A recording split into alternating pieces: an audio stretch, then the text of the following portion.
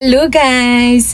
Hanggang ngayon po ba ay not recommendable pa rin po ang atin pong account. So guys, tuturuan ko po kayo another way po kung paano po tayo mag-appeal. Ayan, so gamit po ang website. Kung meron po kayo guys laptop, desktop, or PC po is better po na gamitin nyo. At kung wala naman po kayo doon po sa nabanggit, ay pwede po ninyong gamitin ang inyo pong cellphone. Ayan, so sundan nyo nga po ito pong video po na ito.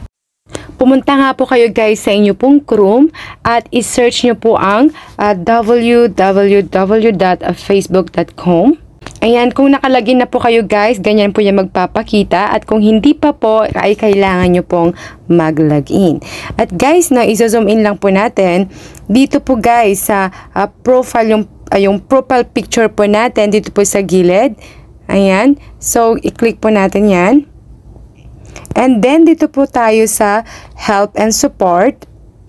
Dito po tayo sa report a problem. And then, dito po tayo sa something went wrong. And then, include in report.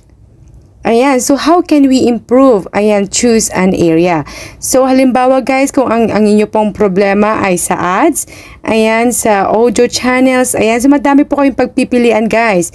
Ayan, so Facebook pay, ayan, so homepage, ayan, sa live ba, sa mention, sa messenger, ayan, sa pages, ayan, so madami po kayo pagpipilian dito guys, ayan.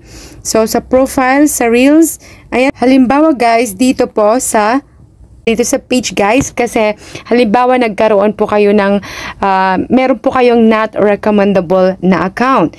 Ayan, then dito po sa details, ayan, sasabihin nyo po kung ano po yung statement nyo, kung ano po yung problema nyo sa inyo pong page, kung ano po yung issue, ayan, so ilalagay po natin, kung ano po yung hinaing po natin, ilalagay po natin dito.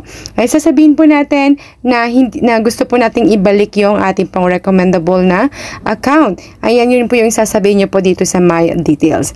And then, kailangan nyo po siya guys ng add screenshot.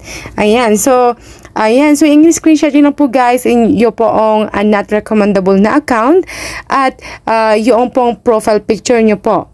Ayan, so pagka okay na po siya, and then, dito po tayo sa submit. Ayan, then submit na po natin siya, and then wait na lang po natin yung response po nila.